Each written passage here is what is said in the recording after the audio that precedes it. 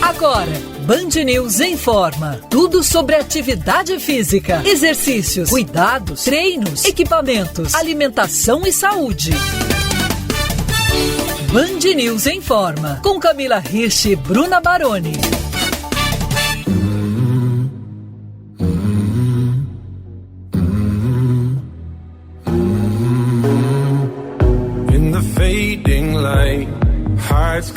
Estamos no ar com o Band News em Forma. Olá, ouvintes, eu sou a Bruna Baroni e comigo a atleta mais paz e amor do planeta Terra é ela, Camila Hirsch. Olá, Bruna, olá, ouvintes. Ai, de paz e amor, até tem, né, mas é uma paz e amor mais agitada, né? Você é zen, vai, Camila. Zen? Não. Eu sou muito agitada, gente. Eu sou a flor da pele. É difícil eu não expressar as emoções assim com o corpo, com a mão. Tem muito italiano aqui, tem muito alemão, é tudo junto. É verdade, é verdade. Bom, hoje o programa tá bem zen, sim. Mas assim, zen numa temperatura elevada. Até para dar uma esquentada nesses próximos meses com a chegada aí da frente fria do outono e do inverno. Você, ouvinte, já ouviu falar em Hot Yoga? Isso mesmo, Hot Yoga é uma versão acalorada da yoga convencional e a gente vai entender tudo sobre isso com uma expert no assunto, a professora de yoga da Biorritmo, Juliana Romera. Juliana, seja muito bem-vinda. Olá, obrigada pelo convite. Vai ser um prazer conversar sobre algo tão gostoso, principalmente com uma pessoa que é paz e amor, mas nem tanto. O Hot Yoga vai cair como uma luva para você. Já sei que eu vou ter que experimentar, você tá vendo, gente? E ó, só abrir um parênteses aqui que ela falou, eu já fiz yoga, tá? Então, e gostei, tá? Mas não fiz a Hot Yoga ainda. Vamos lá. Legal, bom, então vamos começar justamente por isso, Juliana. Qual que é a diferença, né, da Hot Yoga para yoga tradicional? Bom, essencialmente a sala, né? A gente faz a prática de yoga na sala aquecida. A gente mantém uma temperatura entre 38 e 42 graus, né, graus Celsius, e controla a umidade ali entre 50% e 70%, dependendo aí da umidade que tiver fora, para justamente criar aquele ambiente ali, né, acalorado, como você mesmo disse. E aí é uma prática de yoga, né, não vou dizer que como todas as outras, né, porque existem infinitas formas aí de se praticar yoga, mas uma aula de vinyasa, né, que é uma aula um pouco mais fluida na sala aquecida. Então o grande diferencial é a sala mesmo ali, para a gente poder esquentar um pouquinho mais. Quanto tempo dura a aula, Juliana? Nossas aulas são de 60 minutos, mas o método Bikram, né, que é da onde vem aí o Hot Yoga, ele tem aulas de até 90 minutos. E Juliana, a sensação quando você fala disso da umidade, só pra gente entender, é como se você entrasse numa sauna, porque a umidade muda muito, né? Não é só a elevação de temperatura, ou não? Não chega a ser tanto como uma sauna, essa sensação da gente sentir o vapor, né? Não tem isso. É só mesmo por uma questão da gente aumentar a produção de sudorese também, aumentar a troca de calor do corpo. Então não chega a ser aquela sensação de faltar o ar, sabe? De às vezes sauna proporcionar pra gente. Eu lembro que a primeira vez que eu entrei numa sala de Hot Yoga, eu tive a sensação, sabe, quando você chega no Nordeste e abre o avião e vem aquele bafo quente, falei, nossa, cheguei em Salvador, né? É mais ou menos aquela sensação de calor gostoso, assim, não é desconfortável, não. E para que qual é o intuito desse aumento, né, da temperatura? Quando iniciou, né, a ideia era levar a temperatura da Índia para o Japão, né, que o Bikram, que era esse professor, ele tinha ido para o Japão para dar aula e ele percebeu que no frio as pessoas não conseguiam fazer as posturas, não era confortável e tal, ele foi subindo a sala até chegar nessa temperatura. Hoje a gente aqui, né, não precisa subir sala para ter sala quente, mas aí alguns benefícios foram sendo percebidos mesmo com a prática, né, então a gente tem um ganho aí de flexibilidade, né, de mobilidade articular, eu ganho mais amplitude, o aumento do suor, ele também traz algumas questões de bem-estar, né, de produção de endorfina. O calor me obriga a prestar um pouco mais de atenção, né? Como eu tenho aquele certo desconforto, né? Que no começo, principalmente, a gente sente ali, a hora que começa a se exercitar no calor, o corpo sente, né? A mente, principalmente, quer fazer você fugir nas primeiras vezes ali. Então, esse fato de você precisar prestar um pouco mais de atenção e ter aquela superação, acaba te ajudando também para concentrar e tudo.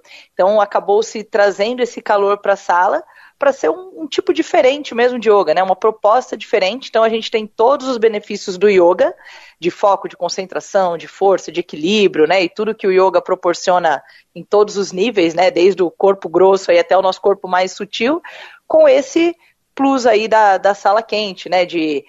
O próprio suor na pele, né? De aumentar a produção de endorfina no final da aula, de produzir dermicidina, né? Algumas coisas que acabam ajudando no bem-estar, na imunidade, né? Então, algumas coisas. Então, a ideia veio de somar coisas à prática de yoga, que já é, né, incrível aí. Mas é curioso você falar isso, porque eu imaginei que, por causa da alta temperatura, seria mais difícil de você se concentrar. Não, então, acho que assim, a dificuldade, até numa aula de yoga normal, né? Se você pensar em uma linha de yoga super calma, né, com foco mais em respiração, com mais permanência, a mente é muito mais difícil de ficar concentrada numa aula assim, principalmente nós, assim, né, brasileiros ocidentais, né, no 220, etc. Então, às vezes, a mente dispersa muito mais fácil. Quando eu já tenho uma intensidade da prática, né, que o Hot Yoga já tem uma aula um pouco mais intensa, mais o calor que torna um pouco mais intenso, né, ou eu presto atenção no que eu estou fazendo, ou realmente eu vou desistir, né, então não é que o calor pode até me dar essa vontade de, né, algumas pessoas têm, às vezes na primeira aula, por não entender muito o que vai acontecer, essa sensação de, acho que eu preciso sair. E é normalmente a hora que a gente fala, é agora que você tem que ficar, porque agora é a hora que você vai começar a suar de verdade, né, e a troca de calor vai trazer mais conforto. E Juliana, você poderia dizer que faz diferença uma pessoa que nunca fez? Seria um problema ou uma facilidade ela começar pelo Hot Yoga ou não faz diferença? Assim, uma pessoa que já pratica yoga, ela vai ter um pouco mais de facilidade na primeira aula de yoga, até por já entender mais ou menos como funciona, conhecer os movimentos. Não é um problema uma pessoa que nunca fez yoga fazer Hot Yoga, ainda mais a gente dá Hot Yoga em academia, sempre tem gente nova, né? Ainda mais que tem essa coisa do calor e a pessoa acha que vai suar e vai perder muitas calorias. E vai... Aí eles acham que vai emagrecer mais, né? Mas tudo bem, a gente deixa isso para outro tema, né, gente? Que isso a gente já explicou aqui 30 vezes que não é a solução da queima da gordura, né? Exato. Né? Senão era só mudar pro calor que estava tudo certo. Isso. Mas aí, então, assim, uma pessoa que para quem começa, que nunca fez isso. Uma pessoa que nunca fez, então ela vai ter, que eu sempre brinco, você então temos 2 problemas a resolver, né? Você que nunca fez uma aula, então vai ter que conhecer o yoga nesse ambiente mais aquecido. Mas aí vai muito também do histórico físico da pessoa, né? Uma pessoa que já está mais acostumada a fazer atividade física, ela tira de letra ali, vai ter algumas dificuldades, ou de força, ou de equilíbrio, ou para entender, né, o movimento ali. E para quem, super sedentário, nunca fez nada, né, para qualquer atividade que ela fosse fazer pela primeira vez, ia ter dificuldade. Para quem você sugere a Hot Yoga? Eu acho Camila Hirsch. Isso, exato. Para todos aqui. Para todos que trabalham na Band News FM. Isso!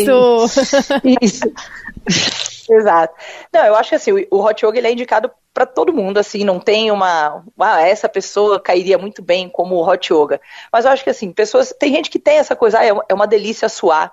Você entra na sala, em 5 minutos você já tá suando e você vai suar mesmo, assim, da legging ficar molhada, do top ficar encharcado, é um suor total mesmo do corpo, né? Então, para quem gosta dessa sensação, né, de bem-estar do suor, o Hot Yoga vai ser ótimo para você, né? Uma ótima porta de entrada aí pro yoga. Para pessoas que têm gostam desse desafio, da superação, né? De uma prática vigorosa dentro de uma sala aquecida, né? Até onde isso vai chegar, onde meu corpo vai. Nossa, olha como eu comecei a aula numa flexibilidade, no final da aula meu corpo já está um pouco mais solto. E todos os tipos de pessoa, né? Uma pessoa mais ansiosa, talvez ela tenha dificuldade no começo, mas a superação que ela vai conseguir sentir no final da prática, né, principalmente no final, que dá aquela hora que a gente para e deita no chão e o corpo relaxa, é uma das melhores sensações que a pessoa vai ter no dia, assim.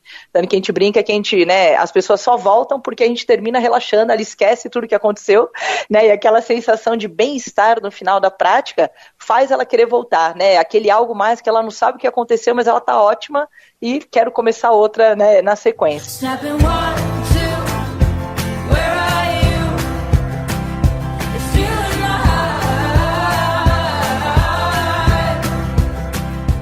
O Informers, daqui a pouco tem mais da entrevista com a professora de yoga Juliana Romera sobre Hot Yoga. Agora é hora de ouvir quem está apostando nessa prática para viver melhor, como é o caso da contadora Alana Martins. A minha história com o Hot Yoga, né, ela começou por indicação de uma professora da academia. Eu fazia as práticas, vou chamar de práticas normais, né, as práticas em sala não aquecida. E eu sou muito encurtada, né, o meu alongamento é bem ruim. E, de fato, eu senti esse ponto muito positivo da melhora do alongamento. É uma prática também muito vigorosa, então para quem gosta de contar caloria, né, de quem tem essa preocupação, na prática de yoga eventualmente tem essa preocupação de emagrecimento, ela é uma prática que, comigo pelo menos, eu já cheguei a contar o dobro de calorias de uma prática normal. Então tem essa vantagem, é uma prática exigente, a professora que me indicou, ela sempre fala que às vezes o desafio maior é você conseguir ficar na sala, né, por conta do calor, e depois o corpo, enfim, ele vai se acostumando, à medida que você pratica, ele vai melhorando. A gente vai aprendendo a lidar com esse desconforto do calor. E por fim, tem um benefício que eu sinto assim muito especial. Eu sou uma pessoa que eu sou muito agitada, às vezes eu demoro bastante para dormir. E eu fui fazer um dia uma prática numa sexta-feira à noite, acho que era 7h30 da noite, e eu saí, a prática acabou 8h30, eu vim direto para minha casa, fui tomar um banho, e assim, eu dormi como há muito tempo eu não dormia tão bem, sabe, tão relaxada, um sono tão tranquilo. Então também é um benefício muito grande que eu vejo no Hot Yoga, vai muito além lógico, tem a parte física, né, que ela gera uns resultados muito bacanas, mas tem essa outra parte também que eu acho super importante. Camila, que legal quando a pessoa tem essa percepção clara de como ela era antes e como ela ficou depois da prática, né, que ela escolheu, e aqui no caso, a Hot Yoga. Nossa, isso é fundamental, né, para você continuar praticando, continuar fazendo, e tem gente que não percebe, tem gente que já está colocando a mão no chão e não lembra que não colocava, mas a yoga, ela tem isso, que é muito interessante, porque você evolui, você percebe esse tipo de ganho. Então o alongamento, como ela disse, né, ou você ficar menos encurtado, você ganhar mais movimentações naturais que a gente normalmente tem quando criança, e a gente vai perdendo com o passar do tempo se a gente realmente não mexe. Então acaba ajudando muito. Você ter essa percepção, né, e começar a se sentir melhor é fundamental dentro da prática de uma atividade.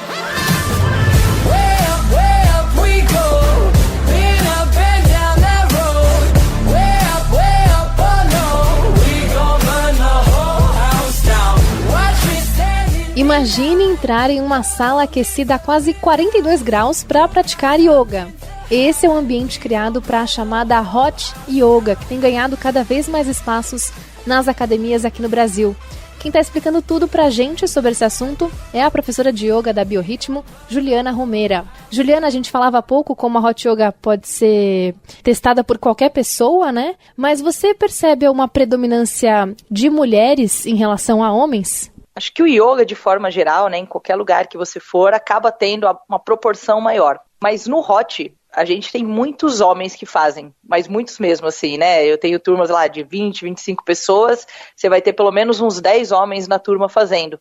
Eu acho que até por essa questão do suor, né, de ser uma coisa mais intensa, acaba atraindo bastante. Então, acho que às vezes, claro, tem homem que tem esse preconceito aí de o yoga é só alongamento, o yoga é muito leve, né? Principalmente a gente que dá aula dentro de academia, mas eles foram percebendo assim, muitos benefícios de relaxamento, né, de ansiedade. Então, apesar da prevalência ser mulher, ainda, né, tem muito espaço para os homens fazerem, mas tem bastante homem procurando, com certeza. E criança, tem muito ou não, Juliana? Olha, na Biorritmo a gente não tem, né, aulas para criança, e eu não sei se existe agora, né, a Hot Yoga, né, eu tô perguntando. Hot Yoga para criança, eu não sei se isso existe.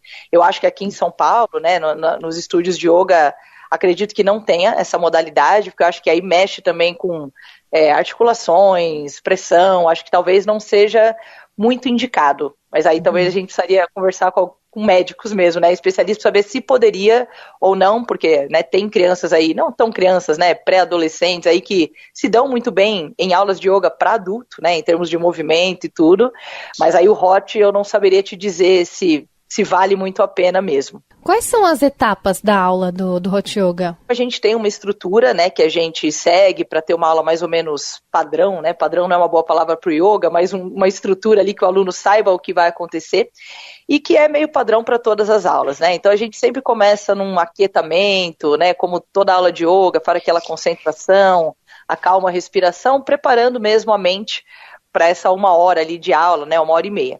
E aí a gente começa com movimentos mais suaves, movimentos articulares, né, até para ir aquecendo o corpo, né, que já está se aquecendo por fora pelo calor, a gente vai aquecendo ele por dentro também, preparando o corpo, dependendo da aula que a gente vai fazer, então você vai ter muito apoio de mão, muita força de perna, né, então a gente faz ali como se fosse alguns movimentos já prevendo o que vai acontecer.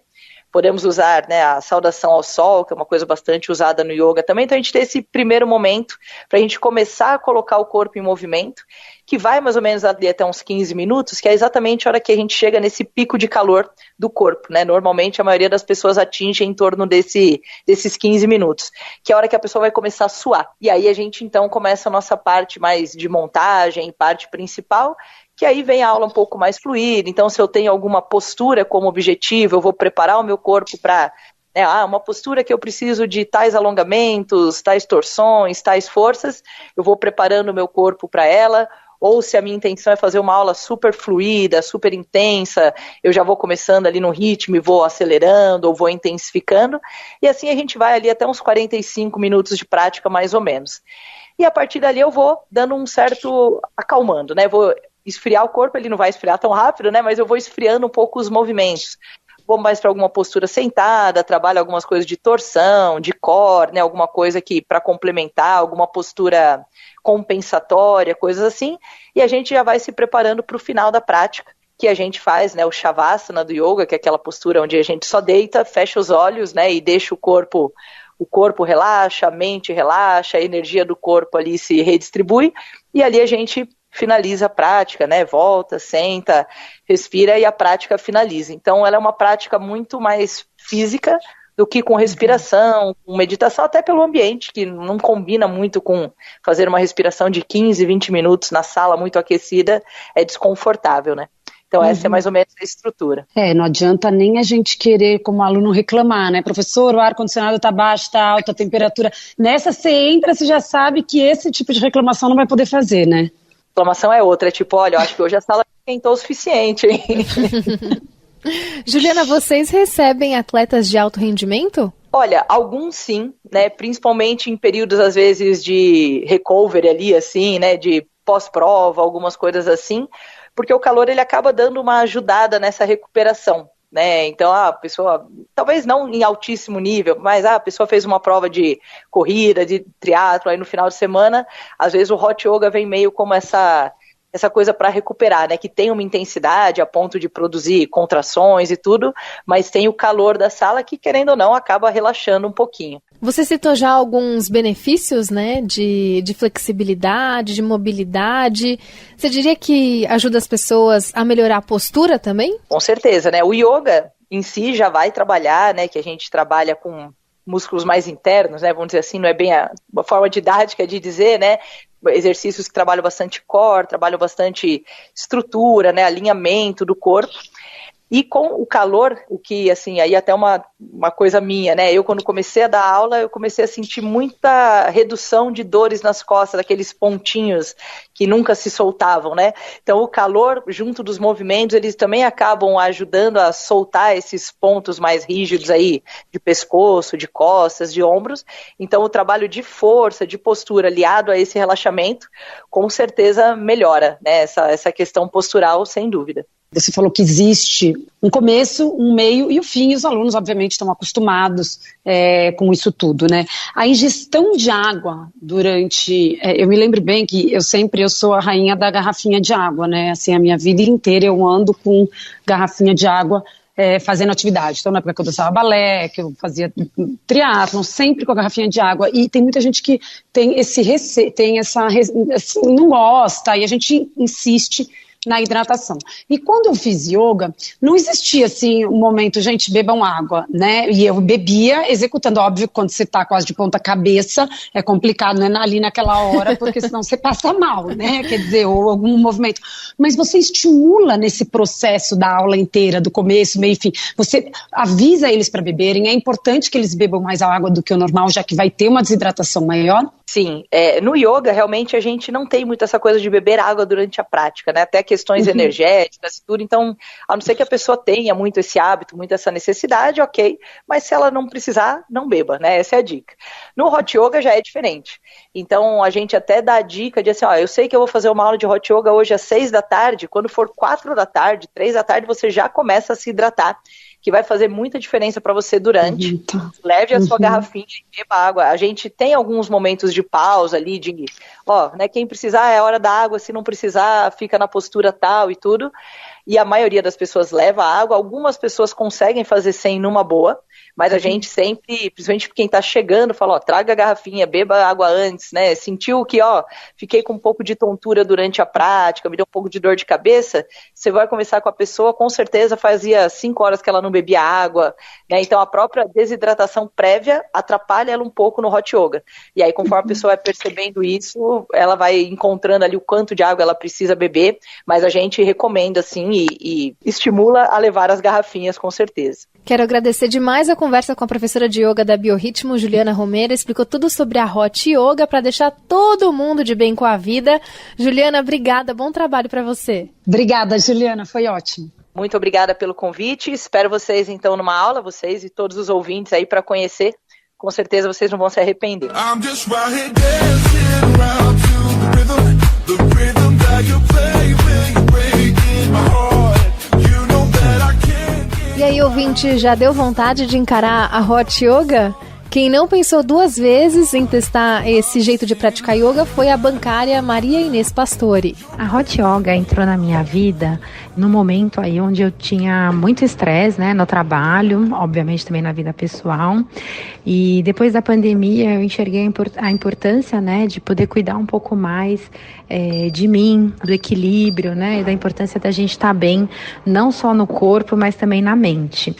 E tem um episódio muito interessante que eu estava trabalhando um dia e tudo mais, uma manhã super agitada, eu estava nervosa, muitas coisas para fazer. E aí eu peguei, olhei no aplicativo da Bio e falei, tem Hot Yoga na hora do almoço. Aí eu virei para minha área e falei, meninas, eu não vou almoçar hoje, eu vou fazer uma Hot Yoga. E quando eu voltei leve, feliz, contente. E então eu acho que é uma forma aí de você se conectar, de estar com a sua mente mais descansada, com seu coração mais aberto e mais propícia aí a receber as coisas boas, né? Não só do universo, mas enfim, do nosso entorno. Então eu recomendo, façam Hot Yoga e sejam felizes. Camila, Maria Inês tá dando tapa na cara aqui de muita gente que fala que não tem tempo para fazer as coisas. Ela, pegou a hora de almoço para testar a Hot Yoga. E olha só que interessante, acabou sentindo algo parecido com o que a gente ouviu há pouco de outra praticante, que é essa paz que a yoga traz, né? A gente sabe que a prática de atividade física ajuda demais, né, Bruna? A acalmar, a pensar, a desestressar, a se concentrar.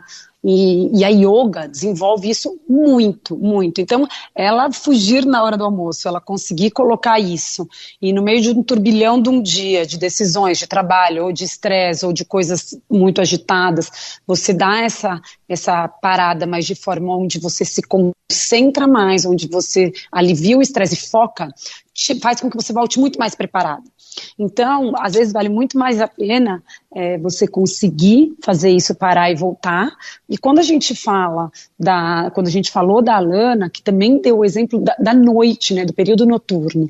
Então, a pessoa perto da hora de dormir, se ela consegue fazer uma yoga onde haja uma tranquilização, né, eu falo que a calmaria, então, assim, também pode ajudar bastante ter um sono com um pouquinho mais de qualidade, né? Se não for uma pessoa que, por exemplo, uma yoga que seja muito intensa e que você demore muito tempo para se recuperar daquele treino, né? Daquela aula.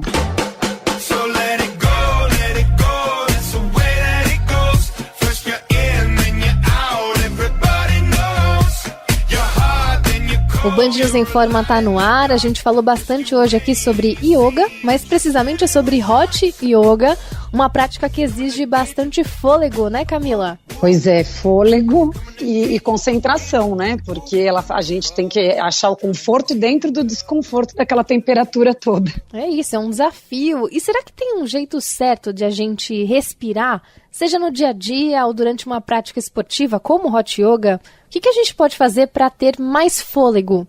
É o assunto de agora, aqui no Band News em Forma, com a fisioterapeuta do Vita Ortopedia, Karina Guimarães. Obrigada pelo seu tempo, Karina. Muito obrigada. Eu que fico feliz pela oportunidade de estar falando sobre esse assunto que a gente acaba estudando um pouco mais a fundo, né, no laboratório que eu estudo.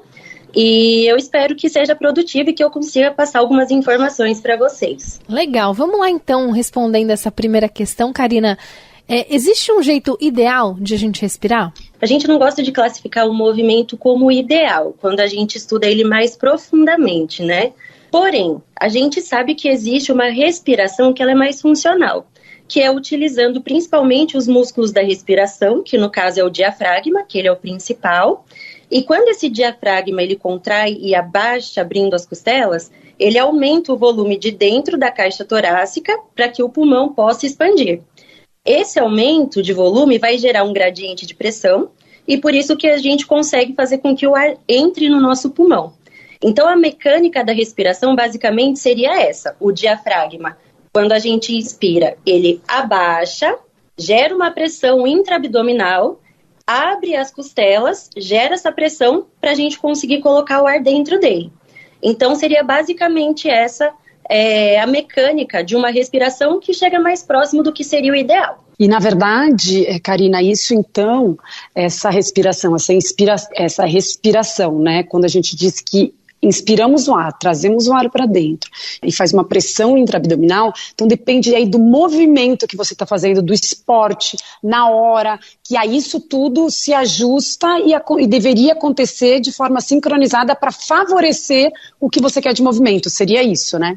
Exatamente, e a gente vê que parte dos músculos vão influenciar até na performance do atleta, de acordo da forma como ele respira. Tem alguns sistemas que a gente passa a compreender melhor, que aí a gente consegue entender por que a gente fadiga logo, por que a perna cansa, por exemplo, e tá tudo ligado com a nossa respiração, com a forma como a gente respira. Tem algum esporte que a gente consegue se favorecer mais desse trabalho do diafragma? Não tem um esporte específico, desde que você trabalhe, por exemplo, essa expansão torácica, a mobilidade das costelas, a gente mesmo pode fazer alguns movimentos para ajudar a soltar esse diafragma, melhorar a mobilidade tecidual dele. Aproveita então, já dá algumas sugestões que as pessoas podem fazer para melhorar esse movimento? Olha, o primeiro que a gente passa para ajudar a melhorar essa mobilidade tecidual é a gente colocar, por exemplo, os dedos por baixo das costelas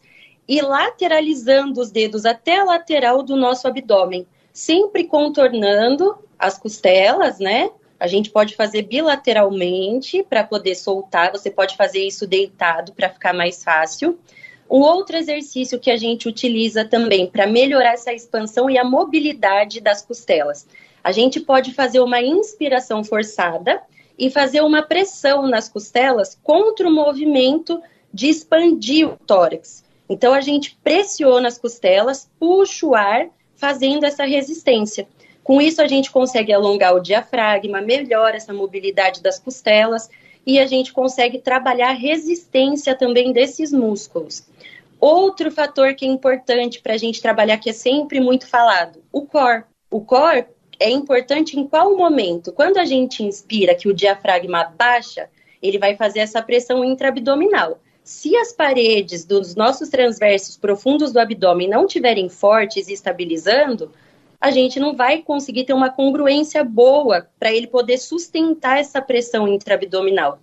Os músculos do assoalho pélvico também que a gente consegue trabalhar, que é fortalecendo adutores, a gente fortalecendo os glúteos. São todos músculos que não estão relacionados diretamente na respiração, como diafragma e intercostais, mas eles estão diretamente ligados na parte de estabilização. Isso é tão perfeito, né, a gente falar, Karina, porque às vezes as pessoas, a gente vê alunos ou pessoas que praticam atividade física, achando que o único momento em que eles sentem a dificuldade é quando estão ou muito ofegantes, né, porque aí é um cardiovascular muito alto, ali, né, um tiro numa corrida, numa bicicleta, ou até às vezes no meio de uma aula que está fazendo, ou às vezes até quando a gente começa a ter uma solicitação neural muito grande, onde a gente sai extremamente ofegante, né, pela ativação neural, o exercício de muita intensidade de carga, por exemplo, né, e se você aprende também a administrar a respiração,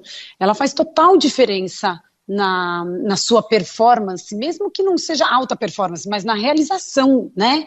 E você pode ter algum prejuízo, por exemplo, fora não conseguir fazer exatamente o movimento ou se sentir, porque o que a gente vê muito é o pessoal fazendo apneia, né? As pessoas ficam tensas, elas fazem apneia, pronto, para de respirar, o que é um grande problema, né? Mas você consegue perceber se existe algum prejuízo quando a pessoa não consegue coordenar e fazer uma respiração adequada dentro de algum exercício, qualquer, ou esporte, qualquer um que seja? A gente consegue, porque como você mesmo disse, como você citou, quando a gente está praticando algum esporte, seja qual for, principalmente os de intensidade, como corrida, ciclismo, natação, né, a gente entra no estado de hiperventilação, onde o que acontece? A nossa frequência respiratória, ela aumenta, e tem um aumento do volume de troca. Então, se você não tiver uma boa resistência desses músculos, não souber respirar, não tiver conseguindo expandir o seu tórax para ter um aumento desse volume, o que acontece? Você fica com aquela respiração rasa. Fica com aquela respiração rasa que você não consegue recrutar o oxigênio adequado. E quando você não consegue recrutar, o que acontece com o nosso sistema nervoso central? Ele vai mandar uma informação, por exemplo, lá para sua perna, se você estiver correndo, que é para mandar o sangue para os nossos músculos que trabalham na respiração. No caso, o diafragma, por exemplo. Por quê? Respirar é vital. Correr não é. Então, o corpo ele vai buscar a via para proteger a gente do que é mais necessário para ele. Então, quando isso acontece, tem até um nome que a gente utiliza para essa via, né, do que acontece, é um mecanismo que a gente chama de metaborreflexo. Então, ele vai enviar essa informação, vai mandar mais sangue lá para o seu diafragma e você não vai ter sangue na perna, que é quem vai te ajudar a ter performance. Você perde performance.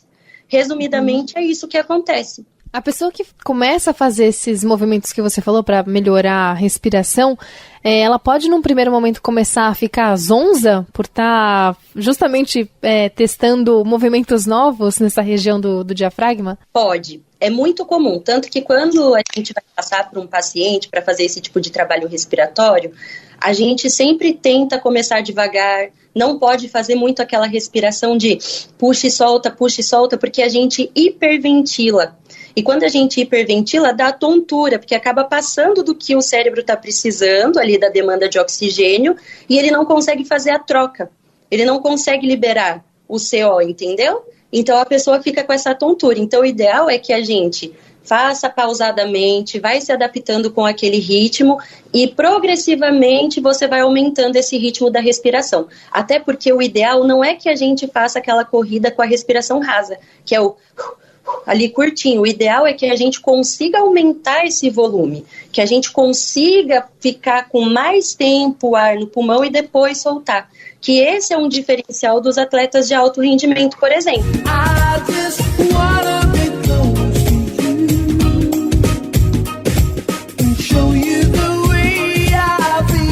O Band News Informa vai chegando ao fim, mas ainda dá tempo de ouvir mais alguns esclarecimentos da fisioterapeuta do Vitor Ortopedia, Karina Guimarães, sobre respiração.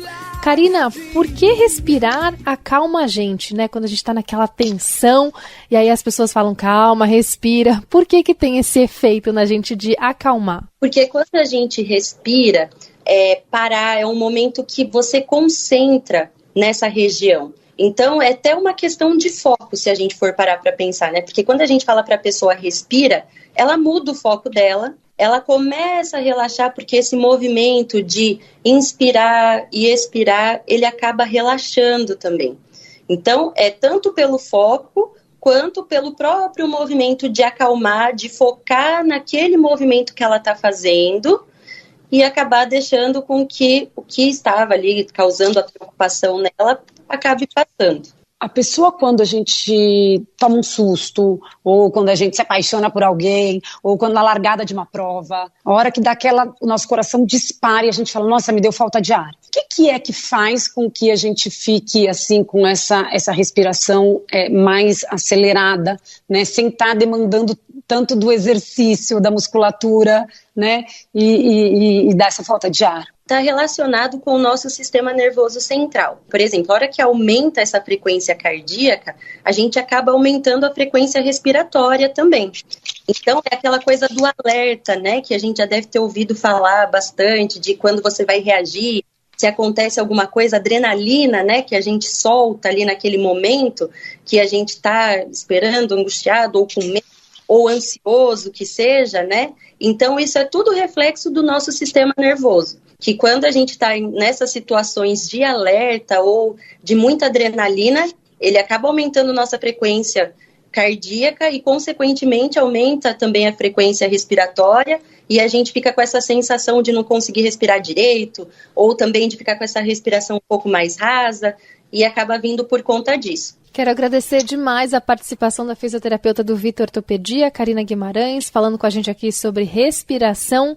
Karina, obrigada, viu? Bom trabalho para você. Até uma próxima. Eu que agradeço. Muito obrigada, meninas, pelo convite. Camila, a hora de ir embora, quem quiser respirar com você, como é que faz? Acelerado ou mais concentrado, né, Bruna? Vai perder o fôlego, viu? É isso, aprender a controlar, né? É muito interessante isso, a nossa respiração, e usar ela sempre a nosso favor. É só me procurar no @Camila, aquele risquinho embaixo, Hirsch, HIRSCH. Tchau, Bruna, tchau, ouvintes. Se você quiser ouvir esse e outros programas, é só procurar pelo Band News Informa na aba Colunistas no site bandnewsfm.com.br, no Spotify ou no YouTube. Se cuidem e até a próxima.